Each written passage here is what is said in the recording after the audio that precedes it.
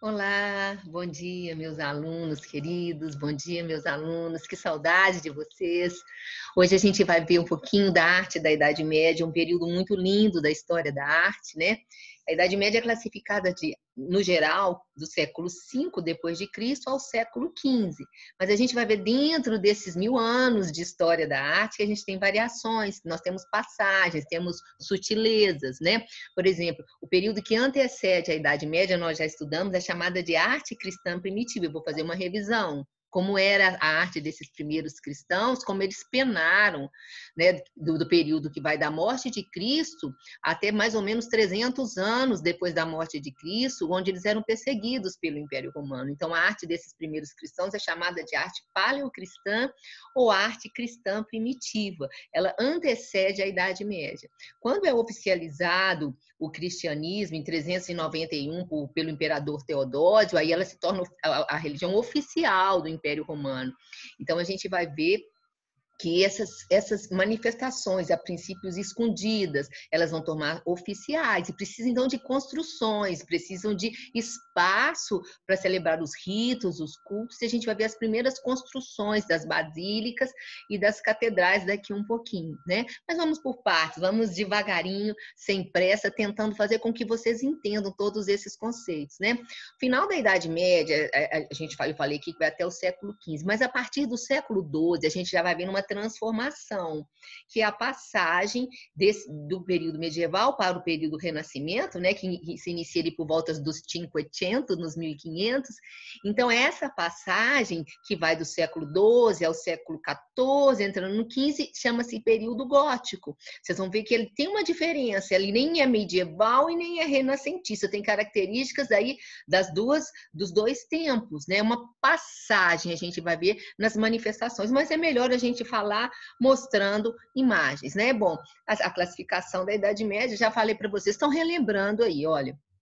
Arte cristã primitiva vai da morte de Cristo até mais ou menos 300 anos, né? Mais ou menos quando 391 Teodósio oficializa, né? Antes de Teodósio, teve o Constantino que se converte, aí ele permitiu que o cristianismo fosse livremente processado, né? Depois da morte de Cristo, gente, no ano 64, teve uma grande perseguição aos cristãos por Nero. Então, o primeiro século depois da morte de Cristo, a gente não tem nada de representação, porque esses cristãos foram muito perseguidos. E se eles fizeram alguma coisa, foi destruída. Então, a partir do século II, a gente vai ver até por volta, né? Vamos marcar aí 391, quando é oficializado o cristianismo e a arte cristã primitiva. E essa arte, a gente já viu, vou recordar com a imagem, é uma arte escondida, ela é feita nas catacumbas. Se fossem pegos, esses cristãos eram levados no circo romano e era um espetáculo com relação a feras que devoravam às vezes famílias inteiras de cristãos. Foi um tempo muito difícil. Eu considero a arte cristã primitiva ou a arte paleocristã como arte de resistência. A arte da Idade Média, ela tem passagens bem marcadas, por exemplo, quando a divisão do Império Romano do Ocidente e do Oriente, ligada a Bizâncio, né, que depois virou Constantinopla, a gente vai ver uma arte chamada de arte bizantina, com influência do Oriente. Vocês vão ver que ela tem uma diferença, ela vai do século V ao século XV, ela é bem comprida, né? E a arte românica é uma arte que ela está ligada principalmente ao uso do arco românico e às construções onde elas eram usadas, as basílicas, as catedrais românicas. Vocês vão ver que tem uma diferenciação. E a arte românica está mais ligada ao Império Romano do Ocidente, né, onde Roma ficou sendo a capital. E ela é marcada em arte, nada é tão assim, né, aqui, vai daqui até aqui, tem algumas variações. Mas para a gente estudar e ficar mais fácil, do século XI ao século XII. E o século XII é a passagem. Né? Como eu disse, tem características da Idade Média e do Renascimento. Vai do século XII, XIV até o início dos 500, né? Que a gente vai ver quando inicia o Renascimento. Né? E a arte bizantina, toda a arte medieval, a bizantina, a românica, a gótica, elas foram essencialmente religiosas. Né? Uma religião que começou devagarinho, mansinha, perseguida. A gente vai ver durante esses 1000 anos tornar uma potência, cometer abusos aí no final, né? Já devem ter estudado história, a Santa Inquisição, o Tribunal da Santa Inquisição, a venda de indulgências. Então, foi toda uma conquista religiosa, uma conquista da fé, mas que foi tomando proporções assim que esses primeiros cristãos, como eu estou dizendo aí, escondidos em catacumba, jamais poderiam imaginar, né? E lembrando que a religião é feita pelos homens, né? E Deus é uma coisa muito maior do que isso.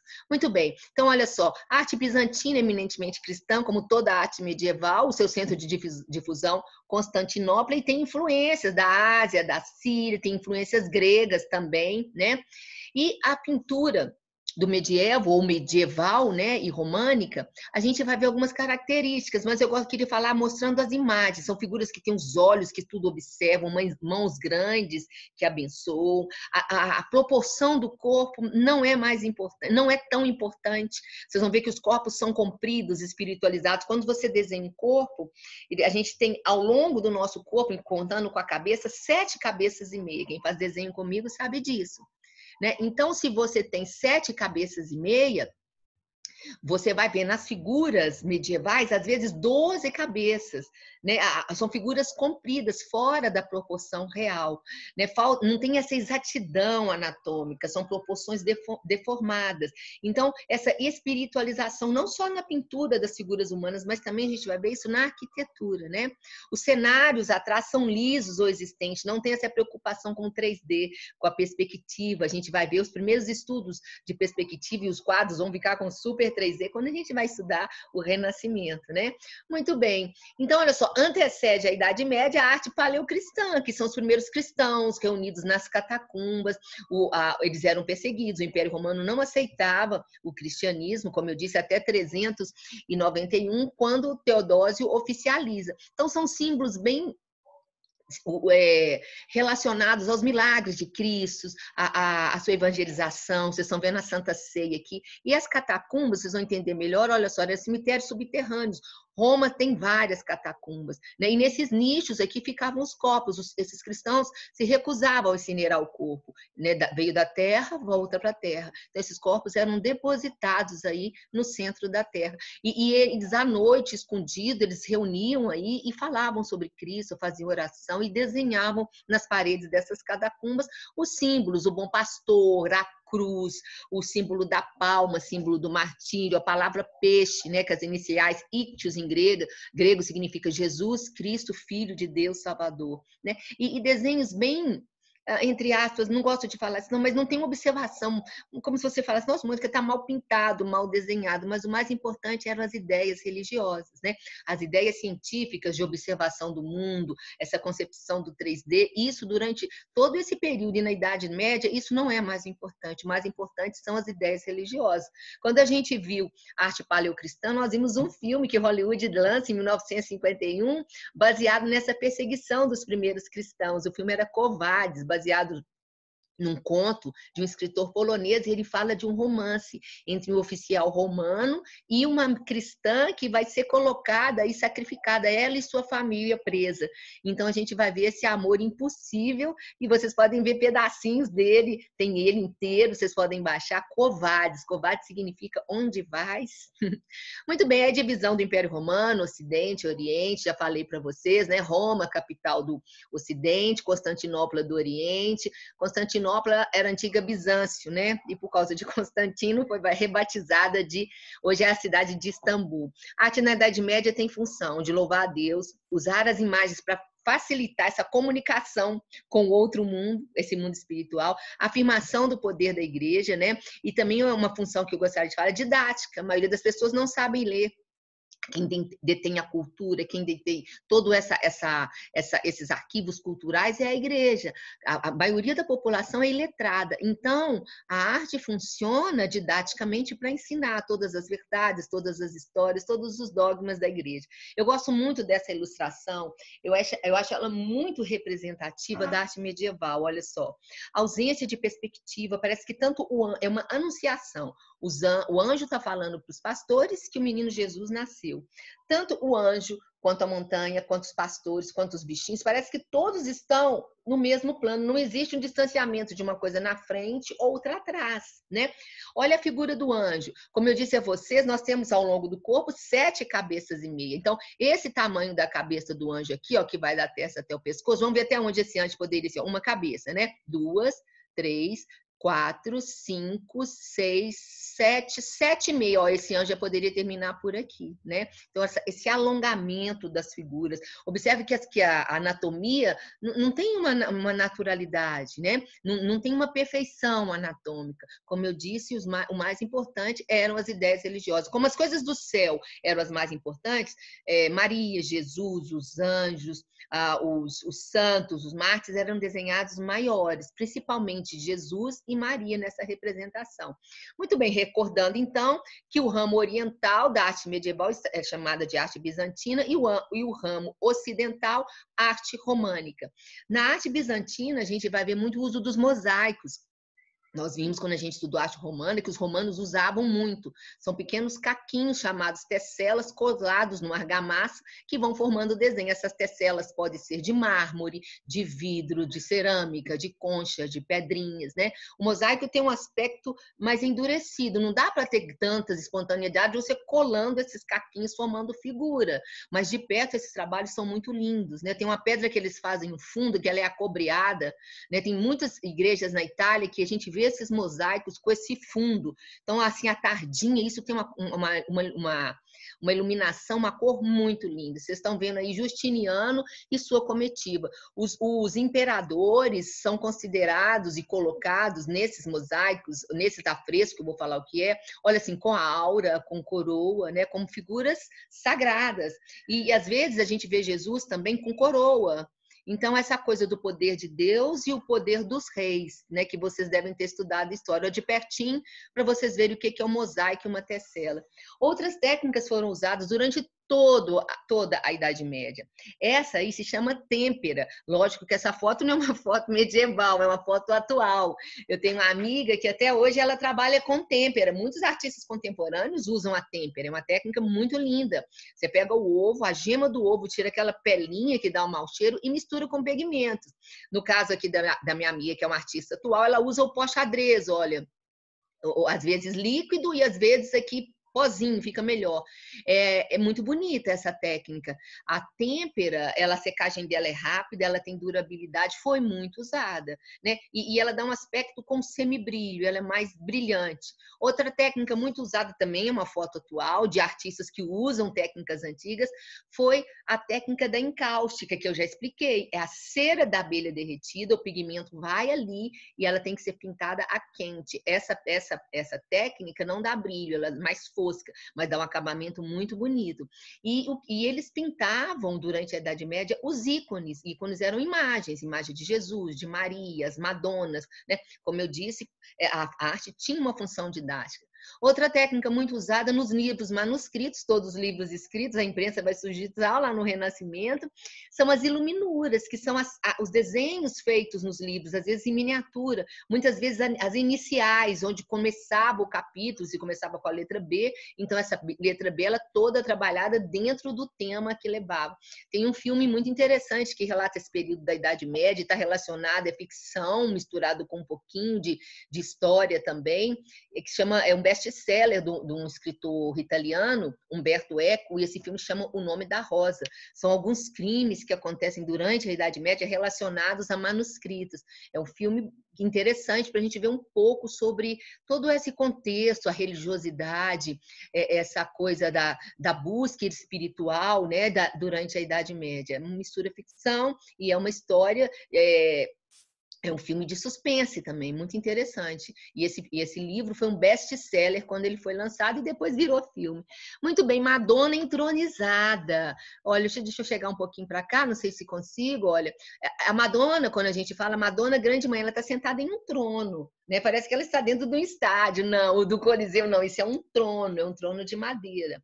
As técnicas não favoreciam a realidade, né? Outra técnica muito usada, principalmente nas paredes, nas pinturas murais, foram afresco.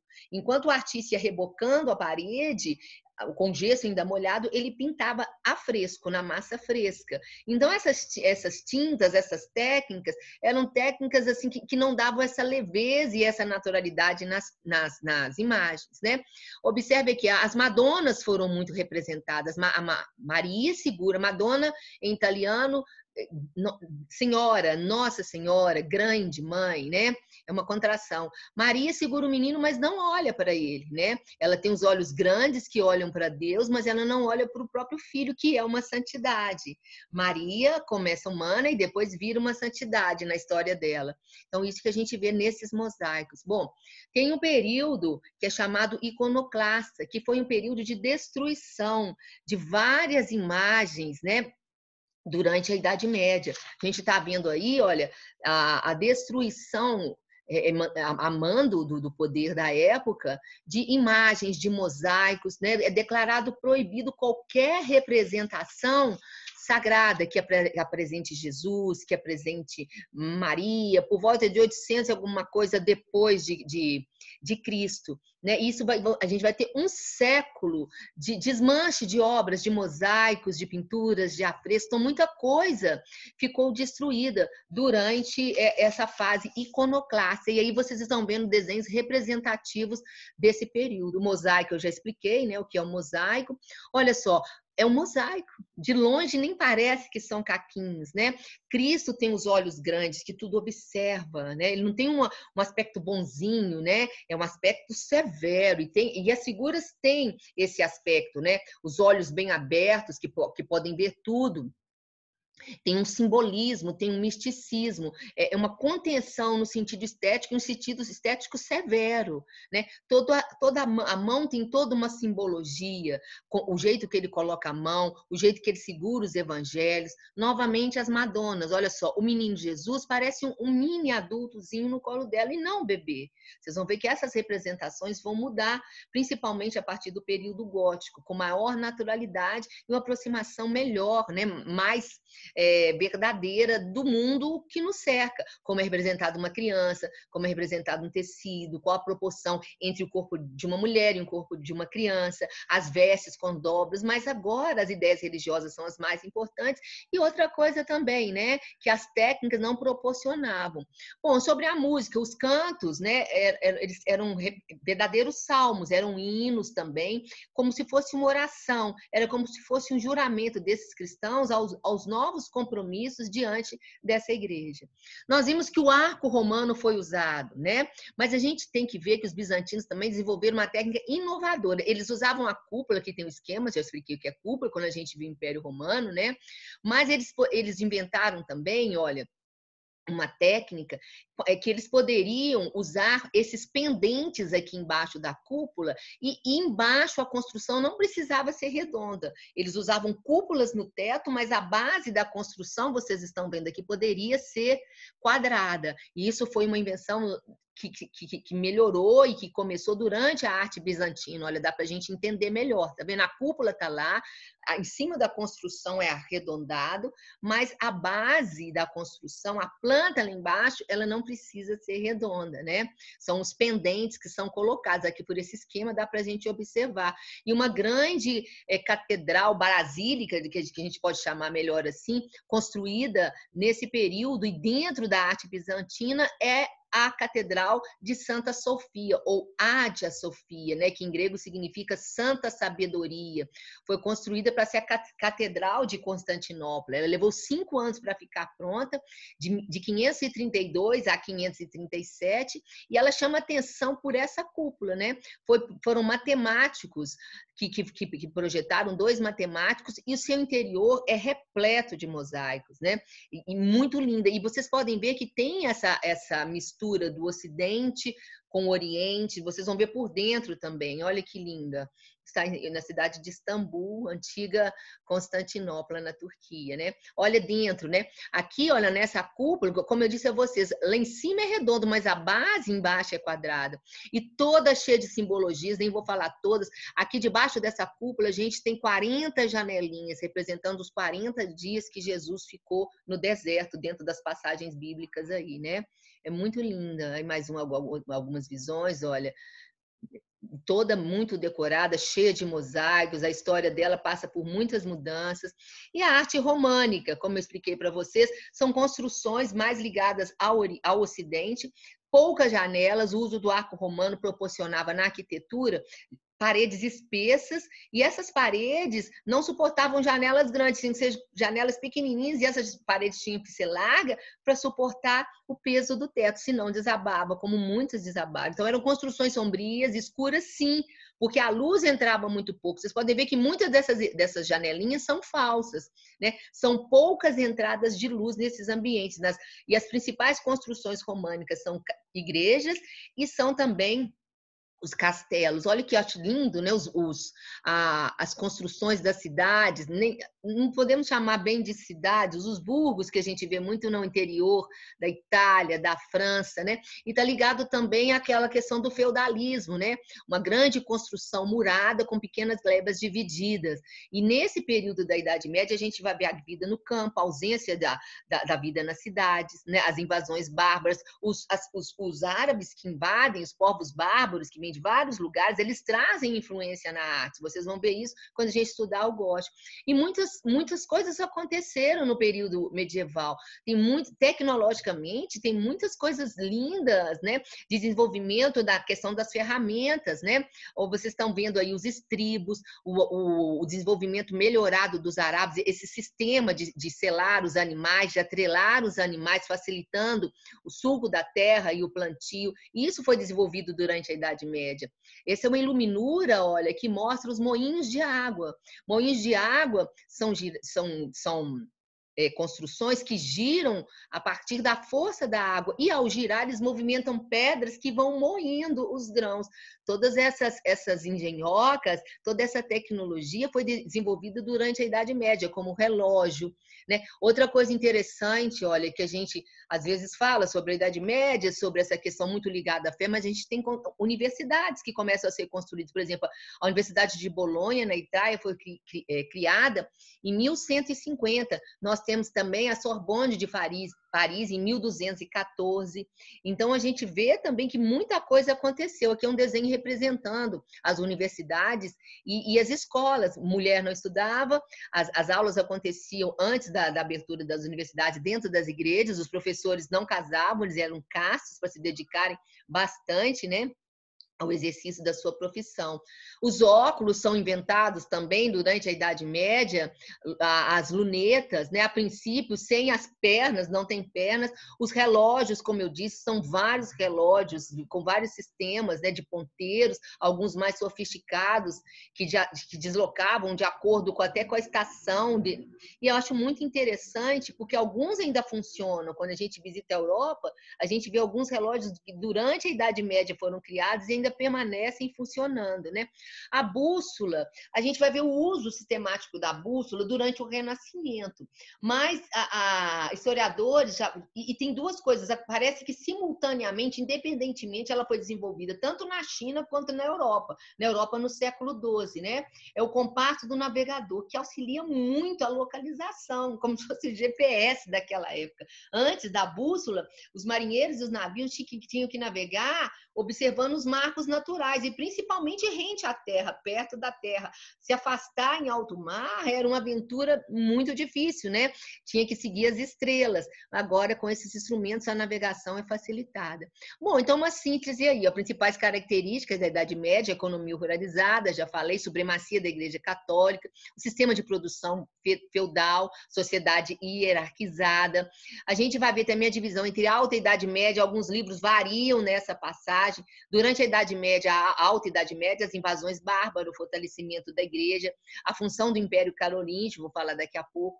Na Baixa Idade Média, a gente vai ver o feudalismo e as crises que começam a acontecer com o feudalismo, né? A gente vai ver a partir do século XIV, antes um pouquinho, o Renascimento comercial, que vai desaguar lá no século XV no Renascimento, né?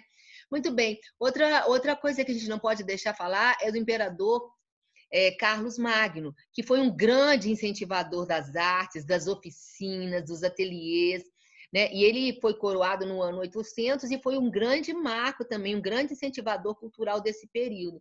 Trouxe algumas basílicas, para vocês verem, as catedrais românicas, como eu já disse a vocês, o uso desse arco romano que foi usado, né?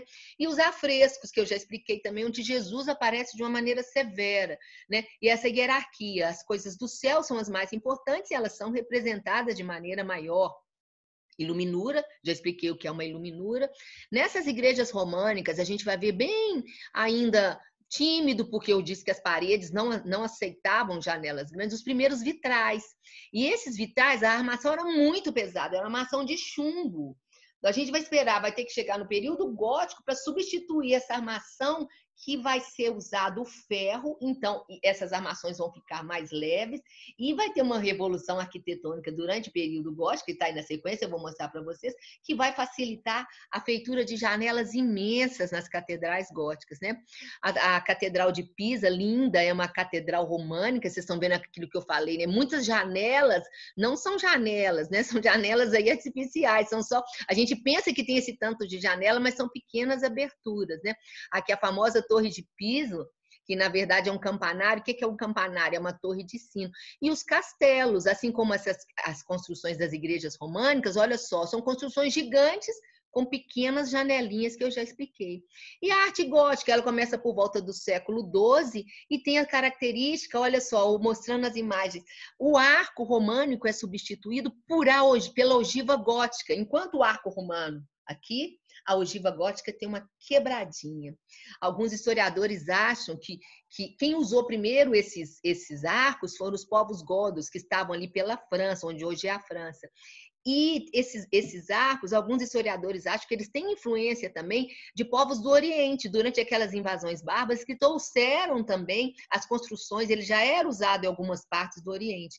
Então, essas construções, esse uso do arco, que não está só aqui nas portas, como vocês estão vendo na janela, também nas abóbadas, isso revolucionou a arquitetura. Eu vou conseguir, vamos ver aqui do lado de dentro, para você, olha, paredes mais finas e janelões. São famosos os vitrais góticos. Vitrais são janelas com vidros coloridos, né? Aqui vocês estão vendo uma rosácea, sempre eles colocavam principalmente na frente da igreja, né, no lado oposto ao altar, e nesses vitrais góticos era usado vidro vermelho e azul, vermelho com azul, violeta. Então a luz entra nessa forma violeta, nessa forma lilás, né? O astral dentro dessas igrejas é muito bonito. E vocês podem ver que o pé direito, a altura que vai do chão até o teto, ela é muito grande, porque agora as paredes podem ficar finas e acredita-se também que inconscientemente essa procura do espiritual, né? Dessas coisas altas, Deus está lá no alto. Então essas construções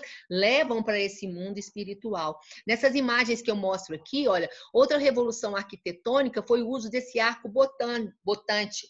É um arco, vou fazer aqui para vocês, como se estivesse segurando essas paredes. Então, daí as paredes poderem serem mais finas, construídas mais finas, o pé direito mais alto e esses imensos janelões com esses vitrais maravilhosos. Falar é uma coisa, mas vê-los de perto é muito lindo, né? E olha outra característica também, olha só. São as gárgulas. Gárgulas são desaguadores de água de chuva. A calha, né, do lado de fora da igreja, recolhe a água e a água sai da boca ou de outros orifícios dessas figuras monstruosas. E qual o sentido dela? O sentido dela é o seguinte: siga o bem. O bem é para ser seguido, mas cuidado, porque o mal espreita. Então, seria esse aviso, né, gente? Olha só quanta coisa, arquitetura contando essas histórias. Essas gárgulas aí são da Catedral de Notre-Dame, de Paris. Queria falar também sobre olha que bonita essa aqui também, né? São figuras monstruosas, são deságua, a água da chuva sai da boca, ou como eu disse para vocês, de outros lugares. E a pintura, olha, no período gótico a gente vai ver já uma busca do naturalismo. E as primeiras experiências que começam colocando óleo no pigmento. A tinta óleo, ela demora a secar, ela consegue um sombreamento, eu consigo passar. Vocês estão vendo meu rosto aqui mais claro, ó, e mais escuro onde está na sombra. Então, esse sombreamento, essa volumetria, ele vai ser conseguido muito com a tinta óleo. A gente vai estudar o Renascimento, que é o nosso próximo assunto, né? Esse chiaro escuro que vai ser característica da arte renascentista. Vocês estão vendo aí um trabalho de Giotto di Brondone. E vocês podem ver que, olha só, as figuras ficaram mais expressivas. Eu já tenho uma preocupação com esse 3D a sucessão de planos. Olha, essas figuras, que é uma lamentação, Cristo sendo descido da cruz, né, na hora, depois de sua crucificação. Maria segura o filho nos braços, e a sucessão de planos. Essas duas figuras estão no primeiro plano, depois vem Jesus, depois vem Maria, o grupo que está atrás, a rocha que está atrás, a árvore atrás da rocha. Então, essa sucessão de planos, essa colocação, essa visão do homem, né, mais científica a respeito do que ele desenha. Isso é o anúncio do renascimento. A perspectiva, o uso da matemática, mas é tema das nossas próximas aulas. Me aguarde. Muito bem, olha só. Foi um resumo, né? Foi síntese. E eu quis falar para vocês um pouquinho desse período tão lindo que é a arte medieval, né? Que a gente viu antes dela, a arte cristã primitiva, depois vimos 2 ramos dela, a arte bizantina, a arte românica e a passagem da Idade Média para o Renascimento, que eu acabei mostrando aqui no finalzinho, que foi o período gótico. Muito bem, tinha muita coisa para falar, mas o tempo aqui é pequeno, né? O formato é pequeno. Um beijo, então, abram todos esses conteúdos, assistam os filmes e até o nosso próximo encontro. Beijo.